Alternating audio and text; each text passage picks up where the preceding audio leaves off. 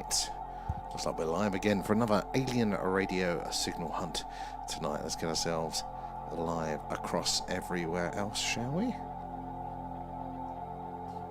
That's going to want to work. Oh, I think it's going to work. There we go. Hey, so yeah, we're doing an alien radio signal hunt again tonight. So the more time that we put in doing this, again, those statistical odds do increase of getting a detection. We're listening out to hopefully hear a message from an extraterrestrial civilization. They do happen there, or potentially they do happen. Anomalous signals are detected, but they are quite rare. So it's a bit of a right place, right time sort of thing. That are we passing over the right planet there at the right time that they are sending us a signal? There, so yes, an alien radio signal hunt, and we're listening on the hydrogen line. That is that yellow line at the top of the screen, the channel on the radio dial where scientists theorise we are most likely to hear a message from ET should they be out there. How you doing there, Rob? Hope you're well. We weren't on last night. I crashed out. It very rarely happens, but I think it all caught up with me. How are you doing? There, yeah, if you're joining us, guys, we are doing an alien radio signal hunt tonight there. So we've got our interference signal back on the screen there, and we've got a star called Mersam. It's our closest star in range of the dish tonight. There, and King Richard, how are you doing tonight? There, 500 light years is Mersam, so it's on the other side of town in space speak. It's not too far. So it's plenty close enough for us to be getting a signal, but Sirius is on the cusp of coming in range, and that is a very close by star, so very good odds when that one comes in range. So hopefully we'll pick something up there, but it is a right place, a right time sort of thing. Are we over the right star, or when they are sending us a signal there? All good, King Richard, and I'm glad you are as well there. Have you got any... Oh, God, we're only on Monday. Are we Monday? Yeah, oh God, it's catching up. Is the week ahead looking good for you? It's a bit of a busy one this end there. Did you see the Alan? Yes, I saw that one. That was very good. How he transitioned in there from that was pretty good. What do you use to do those? Because I have nowhere near that level of success when I am trying. Now, how you doing, Paul, as well? I'm good to hear. How is everyone tonight? Norfolk as well, how are you doing there? So yeah, we're listening out for potential alien radio signals. So if the Earth rotates, our dish is going to sweep across the night sky there, passing over various stars, and hopefully one of them is going to have a planet in orbit that is inhabited and will be sending us a signal there, because it isn't just physically are we picking the right planets to point our dish to, or the right star systems there to point our dish to, it's also are they going to be sending those signals, because they are likely to be sort of infrequent. They're not likely to have the transmitter on the whole time. They're very energy intensive, these signals, to travel this distance. So yeah, we case of when they send the signal, and a recent paper actually theorizes that our first confirmed alien signal will probably be the last one from that civilization, just because a civilization is most likely to put in all of their chips, to put all of their energy resources in there to either send a warning or a distress hello out there at their last chance. And that is, again, the higher the power signal, the more chance we have of receiving it. So that is, I thought that's an interesting concept there. You know, we might hear the last messages from a civilization. Might be what we pick up. Might not be a hello. It might be a stay away. The horrors of what's going on over there as well. It's alien tech, that is. Yeah, I think it is. The results you get are definitely alien compared to what I get there. But hey, it's very good. I like it. Alan likes it too. He's been practicing his Saturday Night Fever dance. There. So yeah, we're going to have Sirius in range soon. So that is a very close by star, 8.6 light years. So it's like a couple of houses down in stellar terms, which again increases those odds. Means that if it's closer, those signals do not have to be as strong for us to detect them. They're still quite strong. It's still quite far, but you know, we do have that chance of picking up, you know, quieter stuff. Maybe not even those intentional hello signals. Maybe we can pick up some of their radar or signals like that. And Lee Scott, how are you doing tonight? Thank you for the hearts there, appreciate that. It is those likes and those shares, you guys tapping away there, that does help us reach more and more like-minded people there, and the more eyes and minds on the old phenomena, so the more we can all piece this puzzle together. And hello to you there. I'll do one of you reading Alan a bedtime story. Maybe that will get him to settle down. I need to get one of A-Up's storybooks there, and I can read Alan some bedtime stories. Alan, it's too late. Put your probe away. None of that tonight. And it looks all sad. So yeah, we are going to be doing an alien radio signal hunt tonight. Was hoping that it would be a clear sky. Did have a few clear gaps in the cloud, but alas, it wasn't to be. We've got miserable weather at the moment, so we are searching the stars, hoping to hear ET say hello. And you never know, again, at right place, at right time, sort of thing there.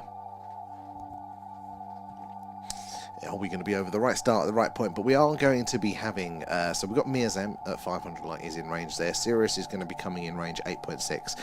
Weezon and Adara and Aludra are all going to be coming in range. And there, one of them is 460 light years, one of them is 1800 light years, and the other one is about 7,000 light years. So it's quite a range of nearish by stars that we're going to have in range. So it'll be interesting to see if the signals change there.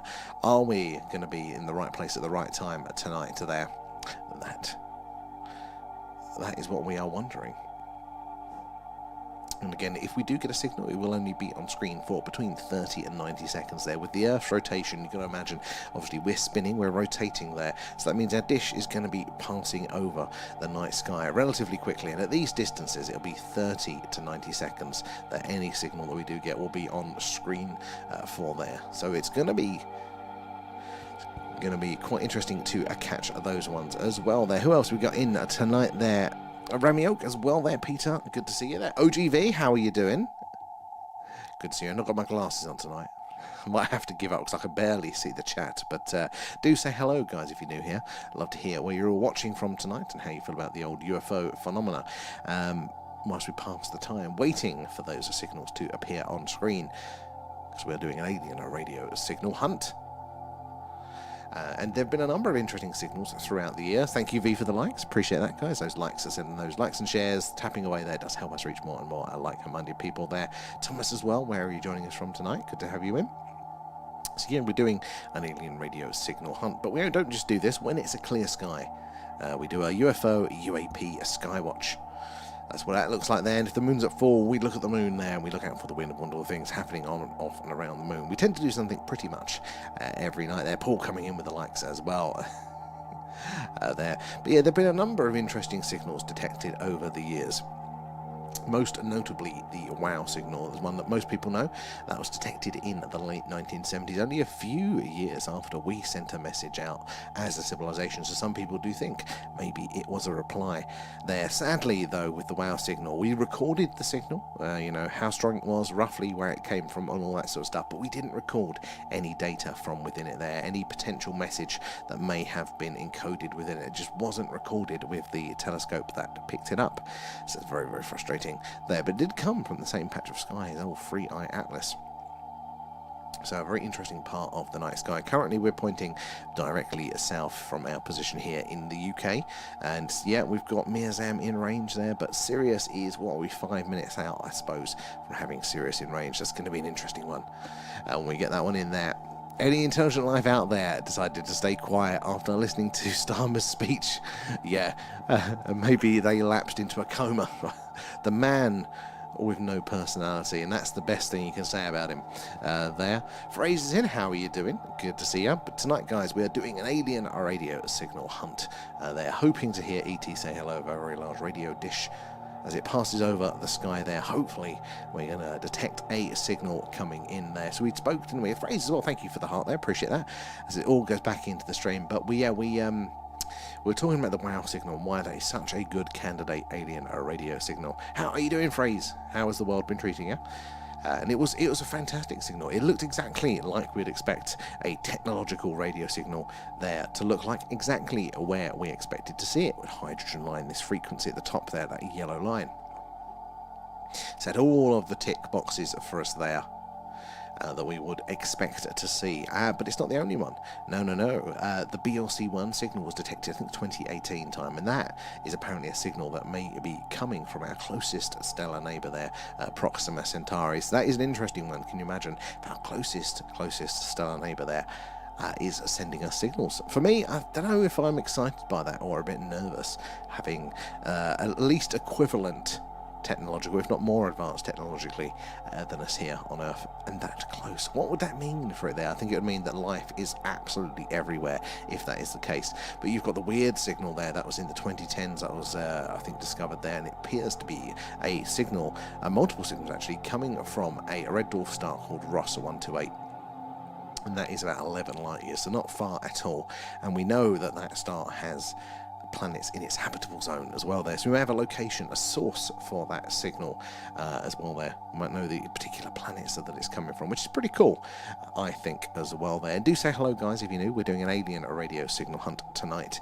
So we're searching the stars, hoping to hear ET say hello. And we're listening on a frequency called the hydrogen line. That's that yellow line at the top of the screen. It's the channel on the radio dial where scientists theorize that we are most likely to hear a message from ET, and it's where all those previous signals have been seen before. There, V as well, coming in with the gifts, thank you, appreciate all of that.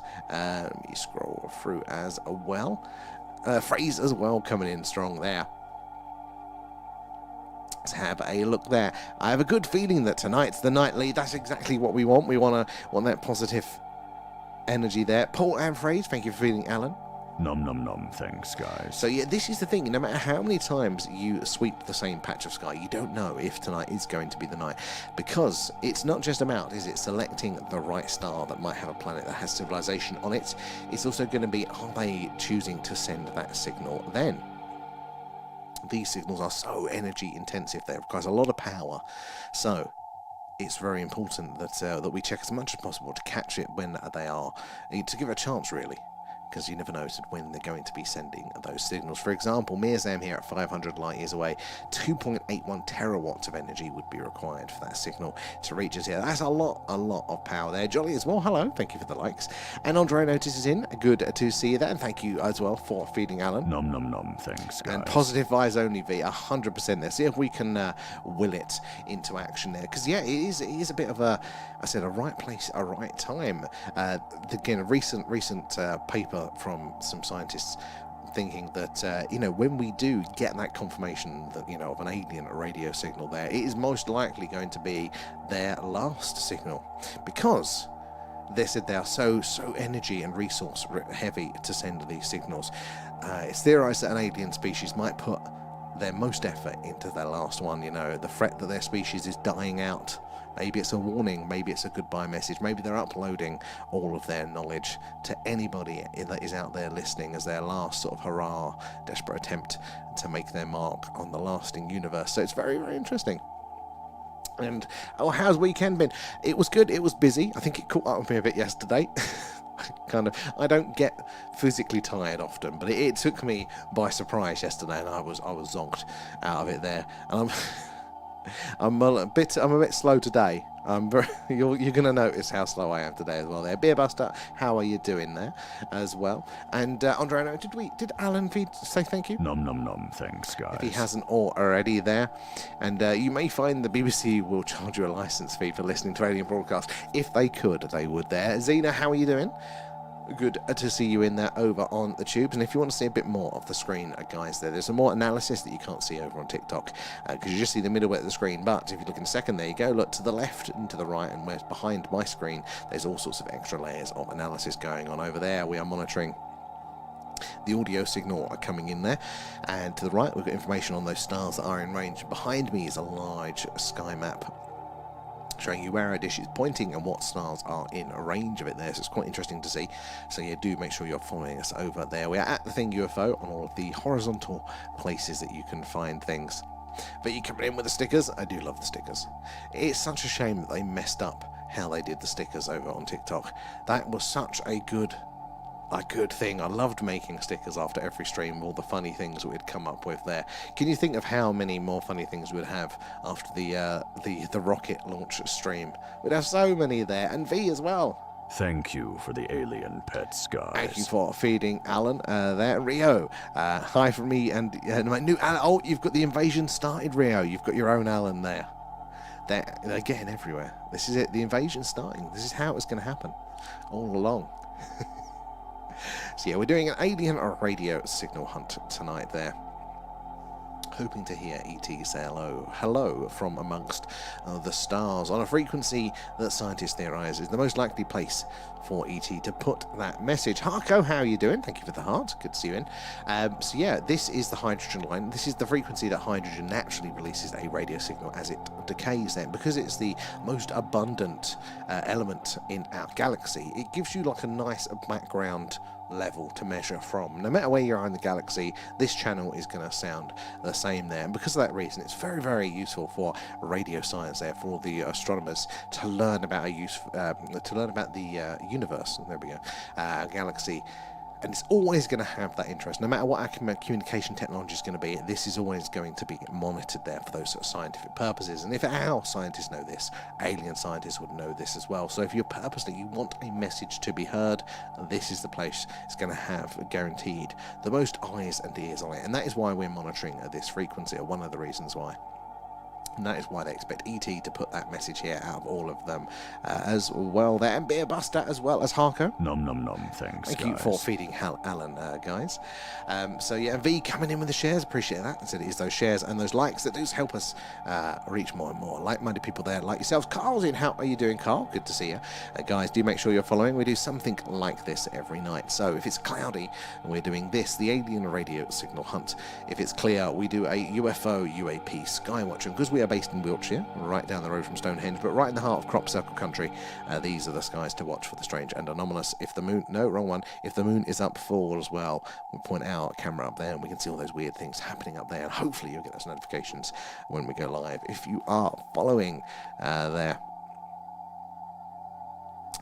He keeps staring at you. He'll do that. He's staring into your soul. That's exactly what he's doing then. Looking forward to the deep dive, V. I am as well. I'm glad I actually pulled my finger out and got it sorted today. So that's going to be an interesting one. It's a full-on scientific paper there. Alan. Nom nom nom, thanks, Thank guys. you, Carl, for that. So yeah, we're going to be looking this Friday over on this one here. We're going to be doing our next deep dive. We do it a couple of times a month. Friday at 11 p.m. UK time there. We are going to be doing this next deep dive on the paper by, is it Beatrice Vitterall there? Vitterall, I got the last name wrong there, but essentially it's the recent paper that we've heard a lot about in the news where she was overlooking at those historic photographic plates taken by, is it the Palomar Observatory back in the 1950s there, doing an all-sky survey of the night sky, and it looks that in those plates there are what she's labelled sort of transient objects. So they look like stars, but then they're not there a little bit later, and that shouldn't be happening. You know, if a star goes supernova, you see a big flash. There's more evidence of it there. There was no satellites back then. This is pre the space era, and nothing man-made in orbit there. So what were these things that were in some of the plates and then not in the others later on there? So we're going to be looking at the scientific paper, reading through that one, and if you want to join us for that, it's always good. It's good chance to stretch the old grey matter there. It's going to be if you use the link at the top of our bio there for that one, it gives you it free for a month there, so you can join that one, a second one, and some of the past ones you'll be able to watch again there as well. Let me scroll through here. How is everyone tonight? It's a good question. How is everybody doing there? Alan is already misbehaving. Already there. I mean, I do like the deep dives because we don't have to keep welcoming people in, keep explaining what we're doing there. We can really get into the meat of a subject. Normally it is a whistleblower's account or a document, or a leaked document there, but sometimes we do the scientific papers. We've done the warp drive one before, haven't we? Real life warp drive without breaking physics. That was a good one. I think that is up there to watch again. But I think sometimes it's good. Definitely, personally, there's so much about the UFO topic there, so many papers referenced, so many people, so many documents there that I've taken for granted because I've heard them contextually and I know what they mean because of that contextual mentions there, but I've not actually read them myself. So the deep dive is a great way to kind of shore up those foundations of my knowledge of the UFO, the UAP phenomena there. So I'm enjoying that one there. Otis has terrible gas there, Andrea. Oh no. Oh, that's not good when a pup says that. And we end up putting the world to rights. Oh my god, we always do. We always do go off on a tangent there as well. And Kevin, how you doing there? What's your opinion as to what UFOs are? Oh, that is the $1 million question there, Kevin. So I think there's going to be multiple things at play, and the way I describe it at the minute, of definitely my own understanding of the phenomena, is that I am painting 1,000 paintings And every time I hear like an updated bit of a theory, I go over and I adapt that painting. Or I hear something, go, oh, no, that's not quite right, and I go over and I make the change there. And at some point, I think I'm going to step back and look at which one that I want to hang in my house. So I'm not quite settled on one yet, but I mean, I'm definitely, it is very plausible, you know, that people would and could be travelling these distances to visit us. Is also quite plausible. The time theory as well, that the greys may be us from the future. There's a dimensionality as well. Maybe with the UFOs that we see are more the three-dimensional version of our multiple 4 or 5-dimensional craft or person or whatever. There are lots in there, but I think it's going to be, for me, the biggest component, I think, is going to be the plasmoids theory there, that there is actually a sentient form of plasma life that is maybe abundant throughout the galaxy, but at least here on Earth, that's been with us the whole time there, and we just haven't recognised it as a form of life. I think that's going to account for a lot of what people see. Not all of it, but a lot of it there. Are we at 10,000 likes already now? Well done, guys. Thank you for that. Appreciate that. It does help us reach more and more like-minded people there. And tapping is clapping there, guys. It is that tapping away and the share that does help us reach more and more like-minded people there, like yourselves, getting more eyes and minds on the old phenomena. So the more we can all piece this puzzle together. And if you're just joining us, we're doing a live alien radio signal hunt. We're searching the hydrogen line. That is that yellow line on the top of the screen. It's the frequency or channel on the radio dial that scientists theorise, if ET is out there, this is the most likely place for them to put a message. And it's where interesting signals like the WOW signal has been heard in the past. There, Bees in. How are you doing, B? Good to see you there. And and thank you, Ben, as well, for feeding Alan. Nom nom nom. Thanks, guys. And let me just check I haven't missed anybody else's there. B as well, thank you for the heart. Carl, I hope Alan thanked you already for a set. And Rio, the spike is back, so we do actually have a signal. Good spot in there. So where's my cursor? This here. This is a signal. Now, we think that is electronic interference, but it does go away sometimes, which electronic interference I don't think should do. But it comes, I don't know, every other time now. I think it's in and out there. But the key is that it is with us the whole time. And that means that the source of that signal is here with us, rather than being distant out there into a space there. And Beerbuster is one of Orion's stars, ready to go supernova. You actually, yes, they do think, don't they? So literally, if you're looking up at Orion, the top left one there is meant to be Betelgeuse there, and they do think that could go supernova at any point there, which would be phenomenal if we catch it, especially when we're doing the skywatches, because we are looking at that star quite a lot in those skywatches. It's a beautiful orange star, we get to see it. And it is actually stunning to see there. And the Agent X is lurking in the shadows. I noticed him. He thought he was hiding with his fake moustache on there, but we've sussed him. And Lamazu, what's that one there? What's that one, Kevin? I don't know that one. Tell us more on that one there. And Ben, how late am I? Not too late, 20 minutes. That's pretty good going. That's not too bad. We'll forgive you on that. Let's have a look over on the tubes as well. And how much water would you need to get there, though? Ooh, no idea. Did George Lucas tell us the moon is a Death Star of the Draconian Empire? That was a fairly hollow. I mean, the moon is weird. I could get in that one. The moon is weird. I mean, when we do our moon streams, we are always talking about how weird the moon is. It's a little bit too perfect, isn't it? There, and it's responsible for so much effect here on Earth. You know, a positive sense there.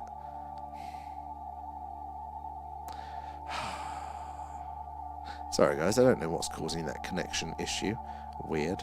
Hopefully it'll be stable from now on, if that's its sulk for the night. But yeah, the moon is strange. It is very, very weird. But Sirius is in range now, so that's good. Sirius, again, is a nice star. 8.6 light years away from us there. So it does... Oh, is it still...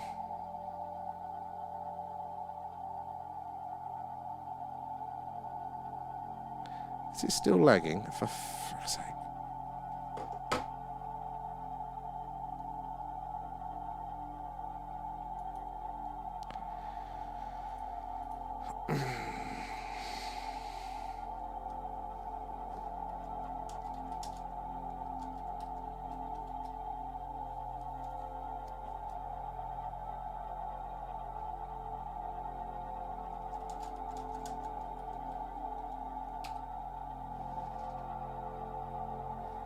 Sorry, tubers. It's having TikTok issues.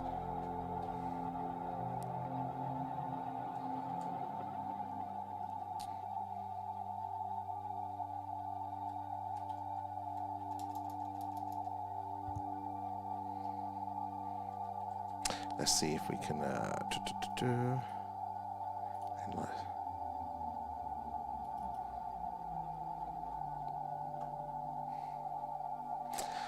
bloody technology. Let's try that one again, shall we? Right, there we go. Let's give that one a go. See if that one works out.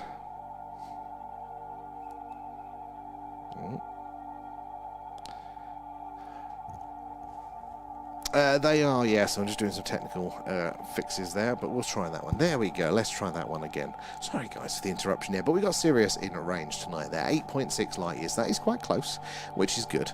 There, again, it doesn't need to be as strong a signal for us to hear them over here on Earth. That's quite close there. We don't know, I think, of any planets in orbit around Sirius, or because it's a binary system, around either of those stars. But that is more than likely because their orbital plane is slightly the right angle. You have to be at the perfect angle to see the star transit in front. Sorry, the planet transit in front of its star there. So if it's slightly off, you never, from your point of view, you're going to see that transit.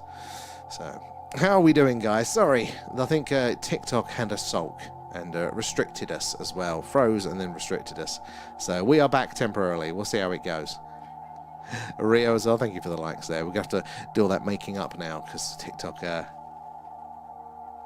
Oh yeah, it froze and then it restricted us and then wouldn't let me do anything with it. So awful platform, full of bugs.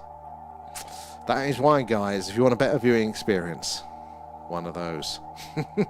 So sorry about that one. Hopefully it'll be a bit more stable from now. But I imagine we're in their doghouse now because. I like it. Have you ever seen that meme? It's somebody's riding a bike, and then they put the twig, don't they? They put the branch in their own wheels. They come off the bike, and then they're blaming somebody else for it. That's what TikTok does. It has its own connection issues, and then goes, "Oh, something suspicious is going on. We're going to ban you." Yeah, but possibly Kevin. Oh, they really? Oh, at least it's not just that. That does fill me, because you always wonder. I think, okay, what am I doing wrong? What am I doing? You know, it's like that's my first reaction. So I'm doing something wrong. But as long as it's not just us there, it's an incredibly frustrating place there. Blue Nose, how are you doing there? Thank you for the like. It's very kind. Appreciate those guys, those likes and those shares. They help us reach more and more like-minded people there like yourselves, getting more eyes and minds on the old phenomena so we can all piece this puzzle together. But we're doing an alien radio signal search there. Oh, Carl's found us as well. Thank you for the likes. Doing an alien radio signal hunt tonight. And so we're listening out to hopefully hear ET say hello. We're listening on a frequency called the hydrogen line. That is the channel on the dial there that scientists theorize we are most likely to hear a message from ET, should they be out there sending one. But it is a bit of a right place, a right time sort of thing there. We've got to make sure we're passing over the right stars there as they are sending a signal. And just as I'm speaking there, we've now got 3 close-ish by stars in range there. Lee as well, and Paul, thank you for the likes, guys. So we've got 3 close-ish by stars in range there. So the closest is Sirius there at 8.6 light years. That is a couple of doors down.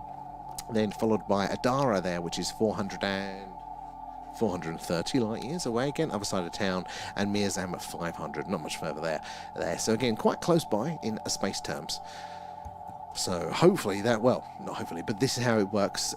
They don't have to have as strong a signal being sent for us to detect them. So we've got a wider range of potential signals that we can pick up from those closer by stars. It's kind of like shouting. The further away you are, the louder you've got to be. If there's background noise, the louder you've got to be still. That's how it works. There as well. And Scotland, how are you doing there? It's entirely possible. Aliens are among us in human form there. And Scotland, we're hearing more about this. Definitely hybridization as well there. Maybe they're I've heard quite a few accounts, that they are already with us. Some may be infiltrating us. I kind of lean more towards that if they are here, They've been here all along, and they've been manipulating us in a more of a genetic sense. So I think I lean more towards like the hybridization theory, and maybe they're overseeing us from the oceans or something like that. But you never know. I think Spielberg's latest movie is going to be really interesting on that front. I think they're going to start touching on all of those sorts of things. And it's Disclosure, and that's coming out, I think, in the end of June it's scheduled for. So I think it's, interesting to see what it is that they want us to take from that, because Spielberg has been theorized to be one of the people out there that they use to seed the ideas and these understandings to the wider public there. And Hensku, how are you doing there? Thank you for the follow. Good to have you on board. Where are you watching from tonight there? And V coming in with the shares. And Ben, I think they are test subjects, and that's my view. I think we are test subjects there. You know what? What else would be the reason? If they have been here the whole time, and if there is a reasonable amount of activity, what we're all reporting, if that's true, we're not getting some other sort of unexplained weather phenomena confused into this air, what else is going to account for that level of activity over this amount of time there? They've got some sort of vested interest in us, but they've not done anything dramatic, positively or negatively. So it must be leaning to the zoo or lab way, something like that, which could well be it. Could well. I mean, there's lots of different variations on it there, but somebody brought this up in our chat the other week there, because I always say, look, we don't know if they're good, we don't know if they're bad. We shouldn't lean too much either way. We shouldn't assume they're all here for benevolent reasons. We shouldn't all assume they're here to invade us. And somebody brought up, well, if they were going to invade us, they probably would have done it already, because it does look like they've been here for a very, very long time. And I think that's actually a very, very good point there, but also the same goes for, well, if they were going to help us, they probably would have done it, a lot earlier on as well there. So what are they doing? Are they just monitoring us to see what we do? Are they, actively putting tests on us there? Are they messing things up here or there? Are they introducing different genetics to see how it goes? Are we an active test, or are we more of a sort of a sociological test there, where they're taking a step back and just seeing how we develop and how it goes? I don't know. Answers on a postcard for that one. V as well coming in with the stickers there. Appreciate the tapping away, guys, and those shares. It does help us reach more and more like-minded people. Where do you guys lean on this one? Do you think we are an experiment? And if so, to what degree there? And Edge, hello, thank you for the follow. Where are you joining us from tonight? I'm just spilling that down me. And Kevin as well coming in with the likes. So we've got 3 close-ish by stars in a range. So technically there are thousands of stars in front of where our dish is pointing right now, but they're quite far away. Space has a habit. The more you zoom in, the more stars there are. We don't see a lot of them with our eyes there, because the amount of light that the human eye lets in versus how much light is left by the time it's travelled these vast distances, we tend to only see the brightest ones. But there are thousands of stars in that sort of catchment area, but the closest ones we track here, and what we've got is Sirius. It's 8.6 light years. That's very, very close there. Mirzam, Adara, and Weezen there. Weezen's 1800, so it's getting a little bit longer there as well. And probably making sure we don't obliterate ourselves with nuclear war there. I mean, I'm torn on that one, because they've flexed quite a few times at nuclear facilities. They've turned the old missiles off, and they've turned the missiles on, which does imply, doesn't it, that that they're saying to us, look, we've got control, don't mess around, lads. You're playing with fire, don't mess around. But would they have let us nuke each other? Would they have let us develop that technology in the first place if that was their full intent? I do wonder, because it's not quite clear either way. A lot of the phenomena does seem to be not contradictory, but it doesn't allow for a clear analysis, does it, there as well? Kate, hello, how are you doing? And during the Cold War, we had many incidents where nuclear war should have happened, and it was a miracle it didn't. And I reckon the aliens inserted their influence at these key moments. Well, funny you should say that, because we knew of 2 incidents that very, very close to pressing the button there. And one was the Cuban Missile Crisis back in the 60s there. The mainstream reported that it was the closest that we got to pressing the button there. And then there was 3 times technically during the Able Archer war games there. So we, the Allies, put on war games called Able Archer there, and the Russians basically thought that it was an excuse to build up our military right on their border, ready for an invasion. Basically what the Russians did in the Ukraine there, no, we're having a war game, that's why all these troops are at the border.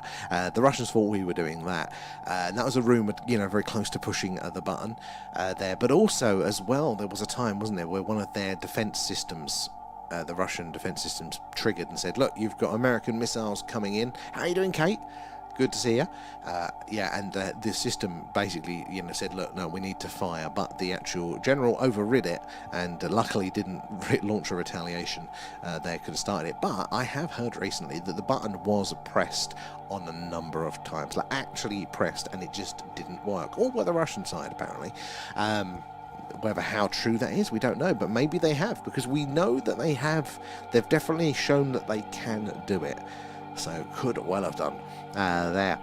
And Electron, how you doing there? And I reckon they would be very worried that us primitive beings aren't controlling AI.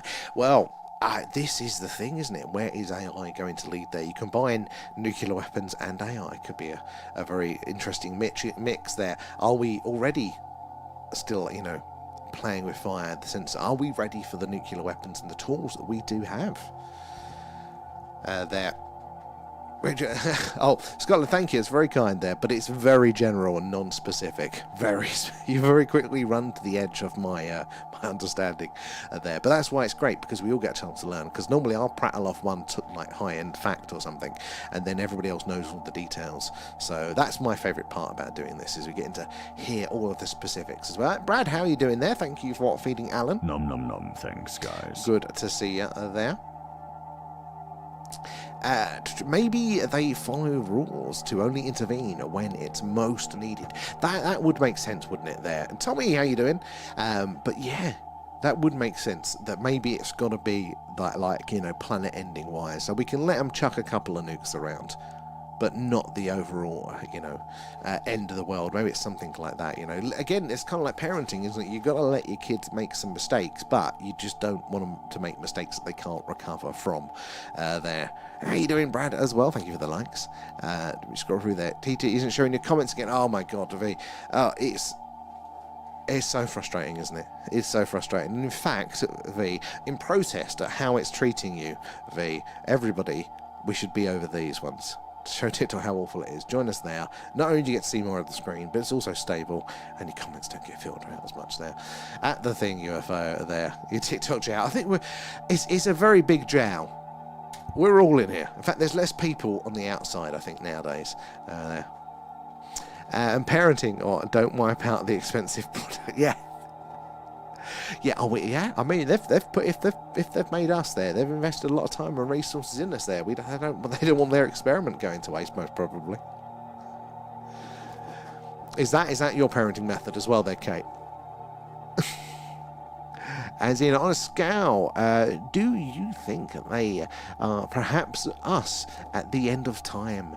Our singular mind travels from the end to the beginning, and timelines has been hijacked by quantum entities as plasma stuff. Oh, very interesting. The furthest I've gone down that rabbit hole, Zena, is more that the grey aliens that we see could be us from the future there, because evolutionary speaking, it makes sense, like all of the traits physiologically about them match up to the trends that we are on now. And again, their interest in gametes there, the products of or the component parts of reproduction there, are very, very interesting that they're focusing on there. A lot of those abduction experience does seem to be they're getting that genetic material. Maybe there's an interest, and this is a good time for humanity to get that genetic material. Our population is very diverse there genetically now. We're all mixing and traveling, and we're on actually a downward trend with pollution and plastics. But during the 70s, I reckon that's the best time to get those there, which again is a spike in abductions and then them wanting those things. So I think definitely along those lines there. And one incident rarely discussed was a A bear climbing a fence during the few months of the Cuban Missile Crisis in itself an alarm, which was improperly wired, and it made the military base think nukes had already been fired. I've not heard of the bear one. Oh my god. It does.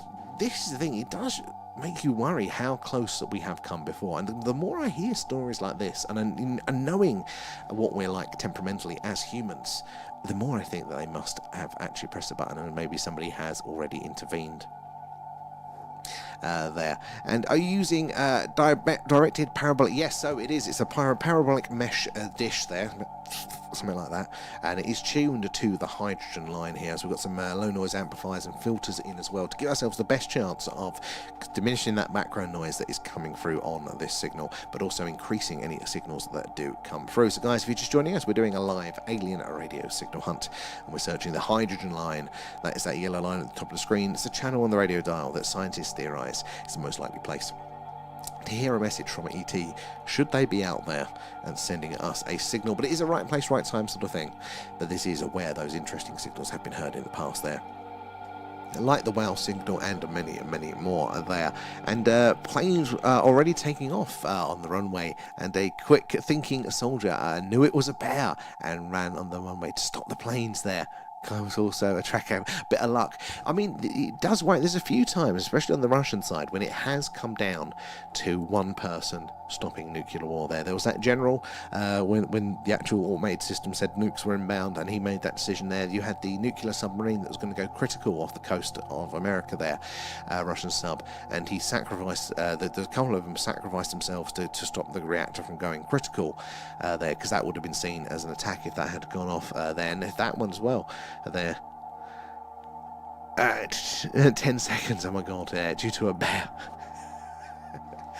Oh my god. I mean, I don't disbelieve it though, knowing what we are like there. Now over on the TikToks there, where are we there?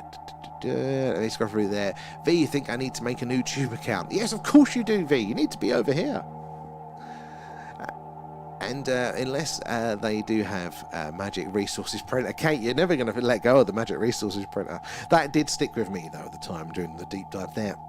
Of course, that other civilization is going to be much better off than us, and less less warlike, because they had a massive Magic Resource Printer there. And we have announced, Kate, the deep dive for this Friday. So hope you're going to be around for that one. So we're going to be looking into the scientific paper there from Dr. Beatrice Vidal there, which is the transient objects, basically those photographic plates from the 1950s. Upon re-examining them, it looks like there's some things reflecting light back in our orbit. So we're going to read through that one. That's going to be 11 p.m. at UK time over on our Patreon there.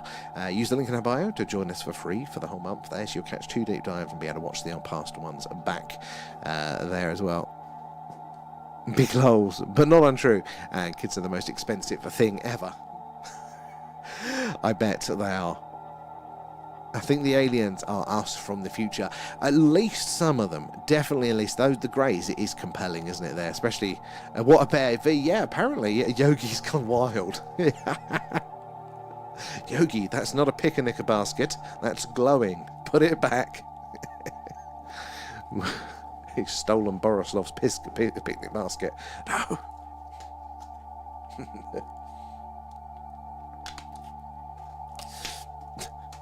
A whole new meaning to that one there.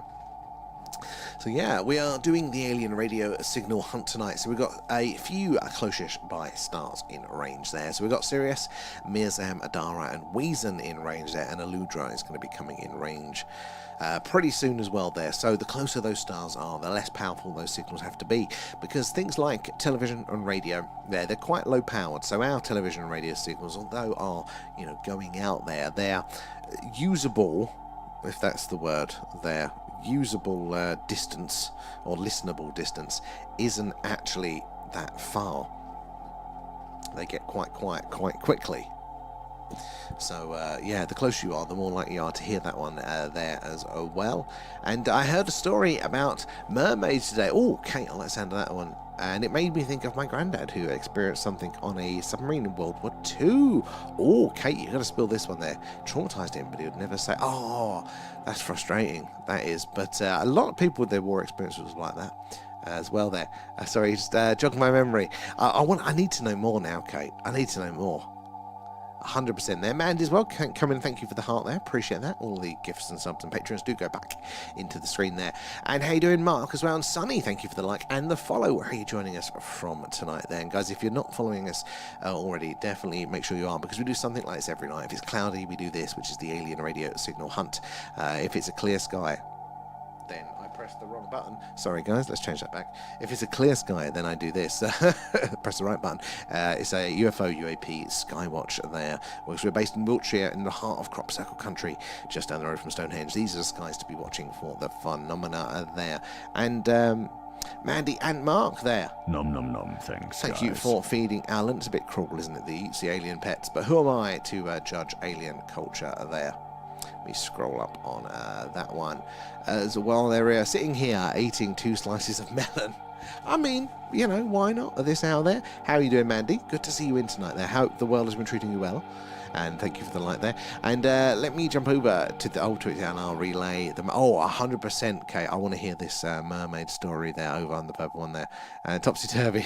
We're going to spin you sideways. But yeah, we want to hear those ones. Carl over there on the tube, how are you doing there, matey? And strange how Roswell happened just after our first nuclear detonation. And I think Roswell was done deliberately by aliens to be able to make contact with government easier.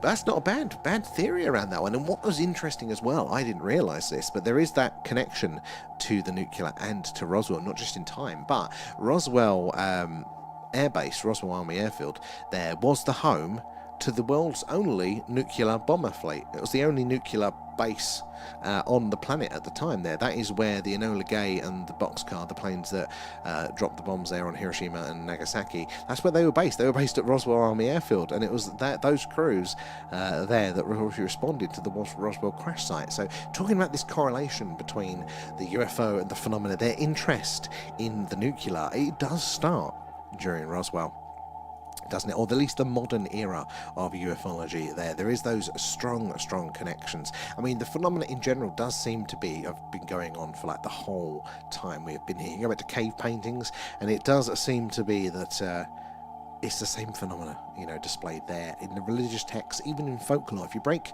what people are talking about down into its constituent parts and not people's interpretation and trying to make sense of it, then it does seem, again, like the same events happening all over time. It's very interesting there. How you doing, DJ, as well? Good to see you.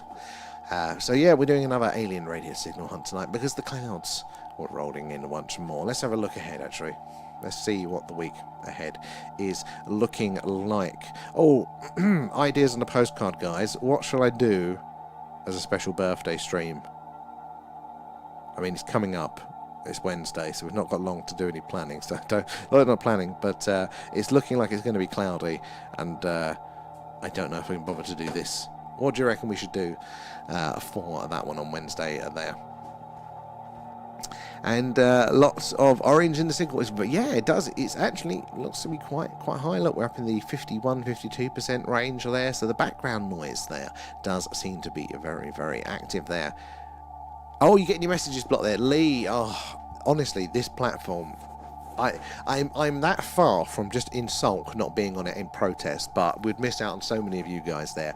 But if you want us without any of those frustrating interruptions, remember, guys, at Thing UFO, you can find us there. And again, not only do you see more, but it's also much more stable and they don't block your comments. There, how you doing, Stephen, as well? Good to see you. And Kate, okay, so this is probably the most convincing mermaid story I've heard of. Now, remember, Shannon had a really cool mermaid, or at least sea person encounter as well. But I'm interested in this. Most convincing mermaid story I've heard of. So a military guy, while not in service, did some cash-in-hand work on the side. US based, I believe. He got this job. Ooh, let me scroll up there. Where is it? He got this job for a friend in a boat, had to sign an NDA. Got there and he was told to wear these earphones as they put out bait, and he figured they were fishing there. And so long story short, they got to a point where things were showing up on sonar and they were prepping to bring up whatever they were fishing for, and the guy was told to put on headphones, and he hadn't been properly wearing, but as he did, He heard things like a woman singing, calling sounds of sounds of children calling his name, etc. Oh, that is eerie as hell. There. Oh, I mean, a lot of but the more we look into all of these stories, there, I mean, the folklore side of things, it's not that they're 100% true. It's how true they are in the percentage of things, people's misinterpretations of there. But it does seem to be that there are roots to a lot of what people talk about there. So I wouldn't be surprised, but I'd be absolutely fascinated there.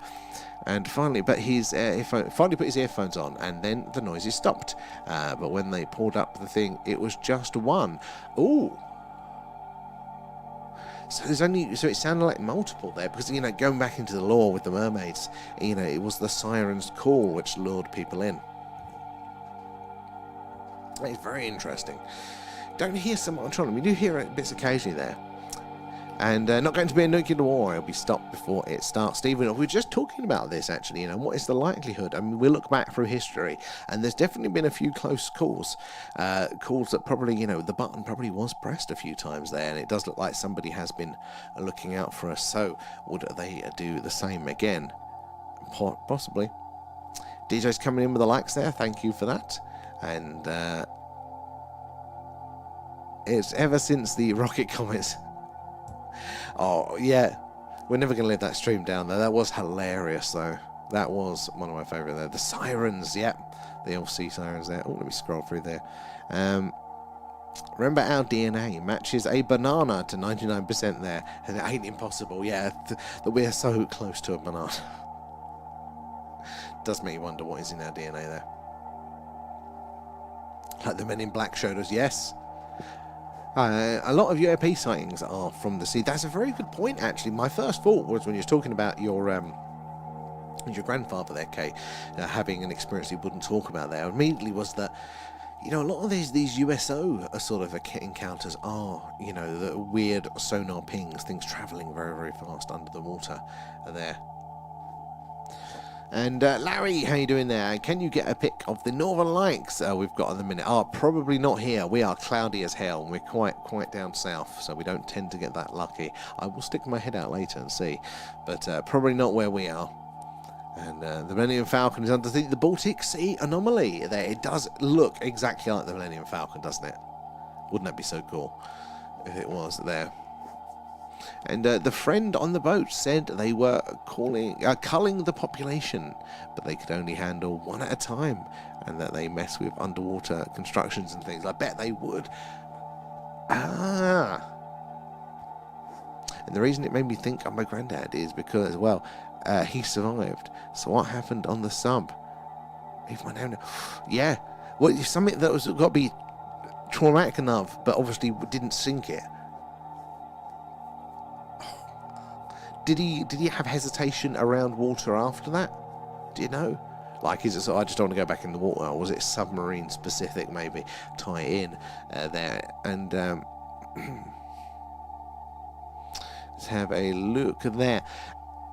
An electron there. Do you think Mars was stripped of environment, etc., by a massive solar flare, taking out a previous civilization, yet some of us made it to Earth? Along those lines, I'm a big fan of the Mars being nuked one there. So a scientist, ex-NASA scientist actually called John Brandenburg, talks about, and this isn't contested, there is very high levels, the first part isn't contested here, the evidence here, is it xeon? Or something. It's a radioactive element, or a couple of radioactive elements there that are very, very highly present there on the Martian surface. And as far as we know, these radioactive elements can only be made in two ways. One of them is via a supernova, and if Mars had been exposed to a supernova, there'd be evidence all over the rest of the solar system, but there isn't. It's exclusively on Mars. And the other way is by high-speed nuclear reaction, so like the hydrogen bomb. That's the only other place we know that we can make these elements, but Mars is absolutely covered in them. So, it does. There's a good argument to be made. This is what this John Brandenburg's saying. Combined with the evidence of the archaeology that it seems to be visible on the surface, it does look like there was a previous civilization that may have been nuked. So, did we come from Mars? I think there is a very strong, and I think I'm in the 80% on this now, that at the very least in a microbial sense, like life in a very early form probably started on Mars and then was, transferred here to Earth probably by a panspermia. Might have been directed, might have had a helping hand, but we do know that Mars and Earth share rocks quite regularly, so it is possible, because Mars was actually habitable a couple of billion years before Earth was. Because of its lower mass, it actually cooled down quicker, and we know Mars now had, oceans, rivers, and an atmosphere there for a while. So it was a great place for life to start. But also, that with Earth, we actually... some scientists again recently looked at all of the steps involved from coming from that very basic form of life, up to where we are sort of now, and they basically said, well, of all of these steps here, there hasn't been enough time on Earth for life to go from zero to where we are now. In fact, we're short by about 2 billion years of development there, which is about the time that Mars was habitable for. So I reckon that, Mars, at least in that very simple sense there, life came from Mars there. Now, where there's a signs of refugees maybe coming from those planets, could well be. I'd definitely like to hear about it there. And it's no good at the government trying to call up us veterans. We're more concerned about the prostates, the fighting about prostates, the fighting for the war. Yeah, I mean, I can feel that. And micronova there, a dust being shed off the sun. I mean, the sun, again, in its volatility, could definitely be accountable for a lot. I don't know, maybe they can do it in a micronova. I don't know the science on it there. Was it caught in it? Because people have argued, haven't they, about the Marianas Trench there, which is that big scar in the Martian surface, much bigger than the Grand Canyon. It just looks ridiculous. Could that be a sign of some sort of solar activity there as well? And there was ancient nuclear wars. I've heard about this, and don't they talk about it in the Indian stuff as well there? And the Great Flood. I mean, we just don't know what was going on, do we, here before us here on Earth there. Now we're back, Andre. Yes, sorry, TikTok had a sulk there tonight, but we're back. We're fighting through. Glad you found us again there. What's all that? I can't even see what you're posting there. My eyes are so bad. Oh, it's a banana there. And tapping is clapping. Yes, thank you, guys. Those likes and those shares, they do help us reach more and more of you guys there. And coming in with the hashtags. So, Brad, why do we only look for life like ours and not ones that are on lava planets or ice worlds? Well, this is a very good point. We start from where we know. That's how science works, isn't it? It's the next step on from where we know. And so, science is no good treasure hunting. They can't go multiple steps ahead. It's not how the scientific mind works.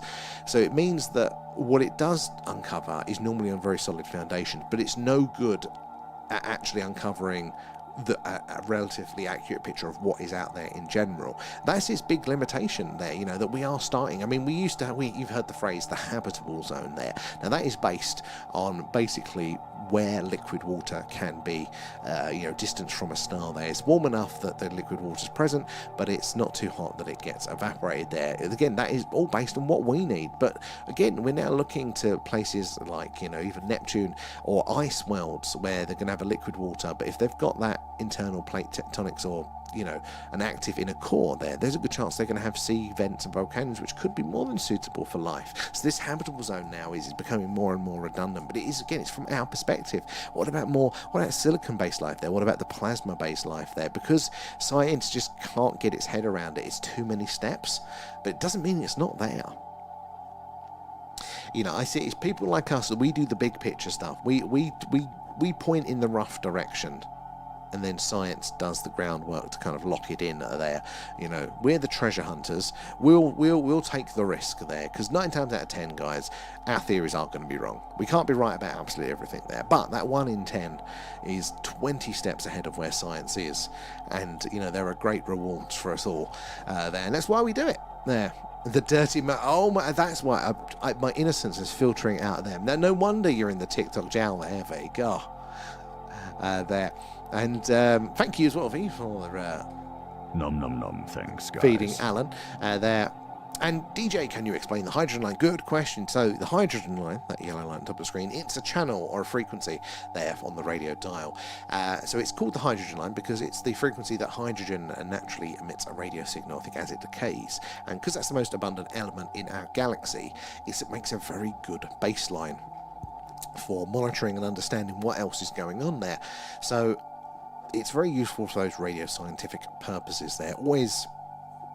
It's always going to be monitored by scientists, because it's a good baseline for learning around about the universe there. And that's not just for us. If aliens have radio technology, which again is quite easy on the old tech tree there, they will know this too.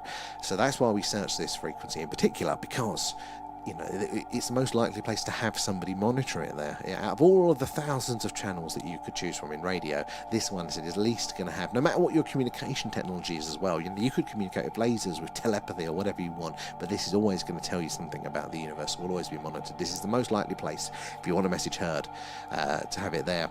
So it's a good question there. And we're all the truth seekers, exactly. And Ben as well. When I was looking a website to this the other day, I jumped one that was found one that was pointed at Jupiter. Oh yeah, I mean, see, you can tune into Jupiter. You can tune into a lot of natural things. Most things really do emit some form of radio. It's very noisy, is nature, and we have to filter it out there. Never had an interest before, but now I do. It's so strange. I'm learning more. I know what you like with the DJ. I like when you can kind of start to piece it together. It's just so fascinating how it all works, how it interplays with each other. I mean, I don't know about any of the sciencey stuff, but every now and again you hear a little bit that kind of pieces it together. So I feel it there. And let's have a look. Just imagine the Dad's Army fighting those Russians. Yeah, I think we're buggered on that one. And all this warmongering. I know. Let's see. Oh, more esoteric. Maybe, but they've always liked Greenland. They've always liked it there. They've always had the bases there. So knowing what he's like. And Brad's, well, I think sci-fi movies are just telling us what is actually out there and things which have happened. Well, I didn't realise this, but sci-fi it's thought experiments. So, it's a version of science. Again, it's not as efficient or as precise as, your lab experiments, but it is still an experiment there. We're modelling what could happen. How would things play out between this and this and this? And I didn't view sci-fi through that lens, and for a while, but it just makes so much sense. Well, what would the interplanetary politics of these two different species that have two different priorities? It's all very interesting, isn't it? And it is, it teaches us a little bit of how it could go down. How accurate, again, is down to how accurate the variables we put in there. But I think that's why we're drawn to it. We're fascinated by it, because it does answer these questions. And narrative and story is a great way to transfer knowledge. Again, it's not necessarily very efficient. It's not the same as a factual document, but it does have that sort of longevity that a factual, boring scientific document doesn't have. It's putting something in a narrative form. So there could well be these stories from our past. And I think the flood myth is probably the key to that there. There's slightly different versions in every goddamn culture, because, the point that it's telling us is that floods happen. Watch out, guys. And there's a lot of fluff either side, a lot of individual specifics. But the core of it is, and that message has survived, what is it, 12,500 years now, we think that was, and the younger Dryas are there. So I totally there. Can't wait for Spielberg's new movies. They'll be 100%. I think it's going to be very interesting to see what they want to take us from that one. And Naomi, how you doing there? Hello. So do you have any new knowledge on anything to impress me? Probably not. Probably not. My brain is very tired today. I'm having a brain fart at the minute, so maybe. At the second. But how are you, Naomi, there? And DJ, did you how did you get into all of this? So I've always been curious. I mean, I like a little bit of the ghosty stuff too. I like a little bit of the folklore, and I always struggle to commit on specific beliefs, but I like to hear it all. I like to take it all on board.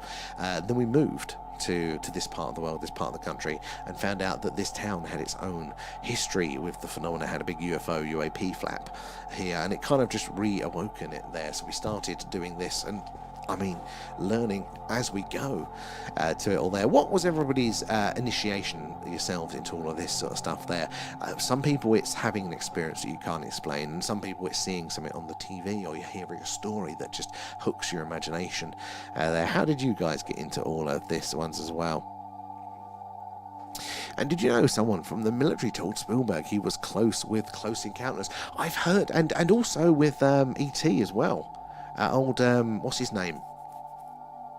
President Reagan, I think it was, they had a screening of E.T. at the White House, and at the end, he stood up, clapped, and said, there are some people in this room that know that the what happened in that film actually happened there. So, yeah, very, very interesting there. Ghost Hunt birthday streak. Oh, man. Maybe I'll see if I can throw something together at the last minute there. And I was born, you were thrown into it, actually, kicking and screaming there. Oh, where are we? I didn't check your other message here over there. Let's have a look. Where else are we up to date? So yeah, back to the submarine there. Exactly, Grandad would never do anything more than go up to his ankles in the sea when he was passing, and he was so delirious. He'd be shouting orders at the wall. Oh, poor guy for that one. So yeah, generally like a water fist. Something happened there. Yeah. However, it was a war, so I don't know. You don't know, do you? You don't know.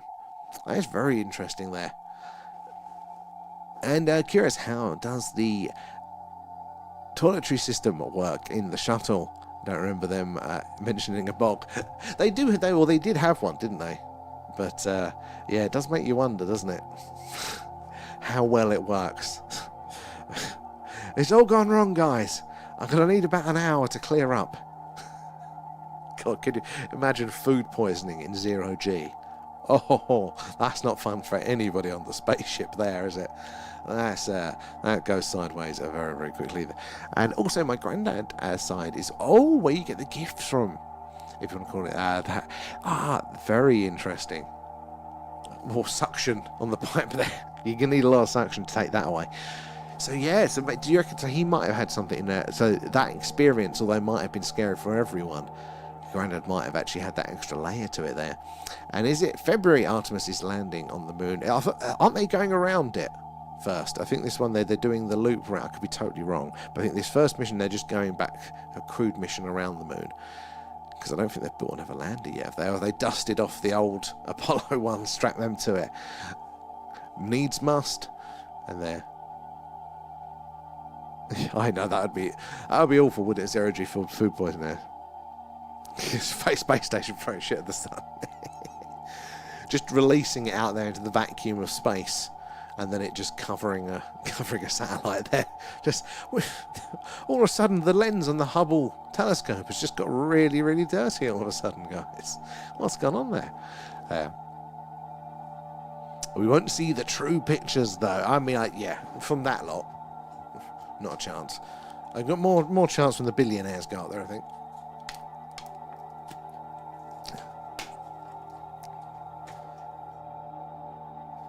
And possibly I have no one to ask anything too deep on.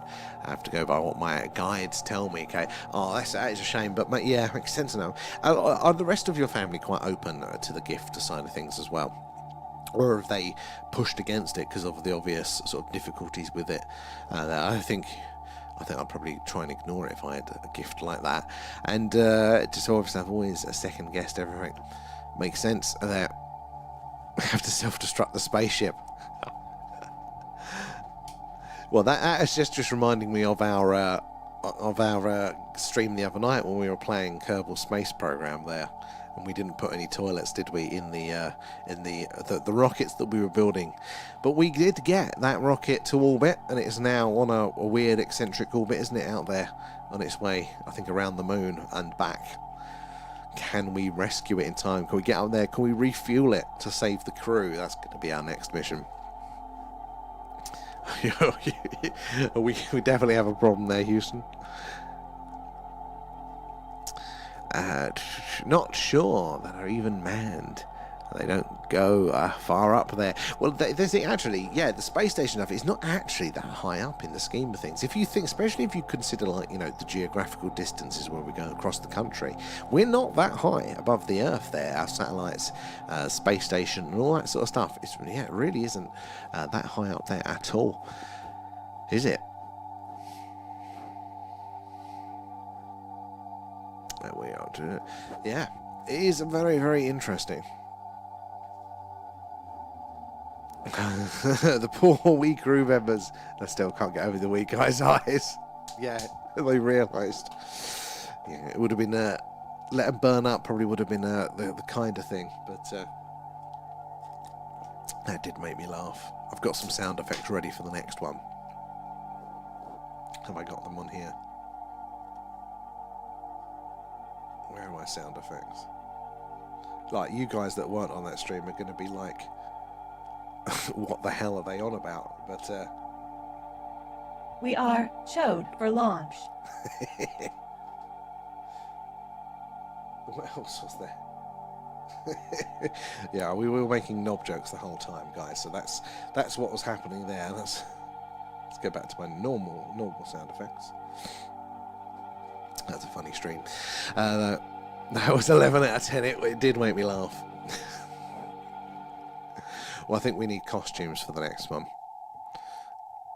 Trying to pin Pete down though is always a difficulty. Might be a loser land. I definitely. Oh, loser land. But yeah, it's good at the end. So we still have. Oh no, we've got all 5 in range now. So we've got Sirius, Mirzan, Madara, Weezan, and Aludra in range now. So let's keep an eye out to see if we get any spikes, any possible signals coming through from those relatively nearby stars there. I had real tears. Oh, the headache I had, V, from that stream. I was in actual pain, like how much I was laughing on that one. So I think we've got we've got a lot of storylines to go with on that one. So I'm looking forward to doing more of them. The ring. Oh man, what else was there? We need to build a space station. I think that's it.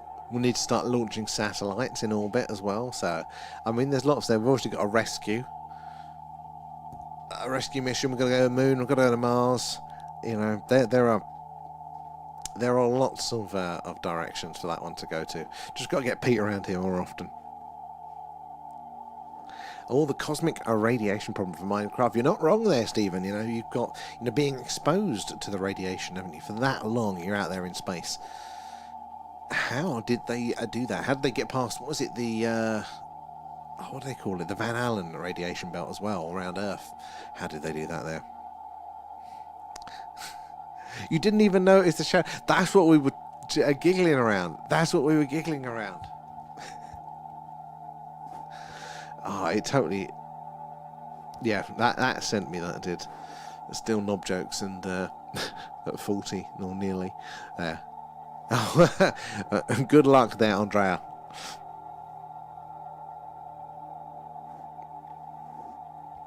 I'm game. Get ourselves in orbit and wonder why they won't. Hey, we were successful during the game. We got up there, didn't we? You were in on that one, weren't you? Our space one. Our Kerbal space ring in there.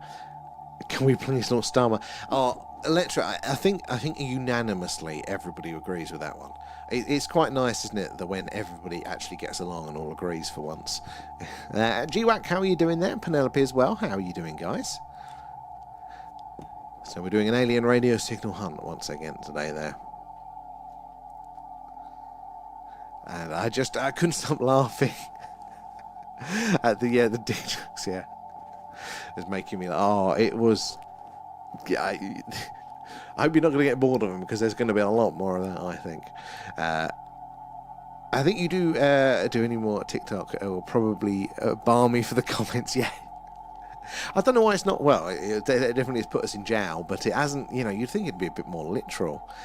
Like, I've heard so many people, like, doing streams getting, like, banned for, like, hate speech when they're, like, talking about something totally innocuous. Like, we don't get any of those flags. We get all other weird ones there. It was Mr. Stumpy, yeah. It was. And it's only going to get stumpier. So, we've got plans there. Yeah, I know. I'm surprised we got away with it. But, hey-ho, we're going to push that one there. I didn't go to the moon with the technology. They said it's possible, it's possible. I mean, I still lean that way, but a lot of my leaning for that is just more emotional rather than logical. I think there's some very interesting questions to be had about the moon landings there. And the noise that I started, falling to sleep to. Oh no, if I shut up, then we can just listen to that. Look. The white noise to drown out the rest of the day. Not even nukes can get through it. That's an idea for a stream. We'll send some nukes up there. And you have got a ban if you are being genuine. Yeah, and Kev, yeah. Just got to be our crude, immature selves, and we'll be fine. You lot, on the other hand, you get all your bans. It's a very strange platform, isn't it? Yeah, I was meant to be seeing Pete this weekend, but I don't think that's happening now. There's a possibility for next Thursday, but this is when we're doing that test of the secret project is now going to be Thursday evening, so we might not have time to jump on afterwards and do space stuff. But we'll see. Has anybody noticed any changes in the background noise tonight? To me, it sounds very similar. Consistent.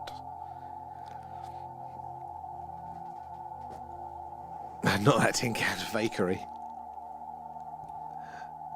More advanced technology. Ooh, from the secret space program, maybe they went. I didn't believe the secret space program. That was too much for me to buy at the time. But what changed that for me was seeing the full space shuttle launch set up at Vandenberg Air Force Base with the space shuttle on it ready to go. I was like, because my main reason for not believing was just space travel was just so expensive and labour and cumbersome. Excuse me. So much involved in it. How could they hide that? But then when you see that it had the full second setup there hidden away in the mountains on the west coast, like, well, I'm sure they probably did do a couple at least there.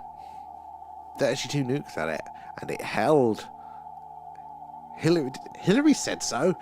I mean, I wouldn't trust Hillary, but I know they have, done some atmospheric nuclear testing and things like that.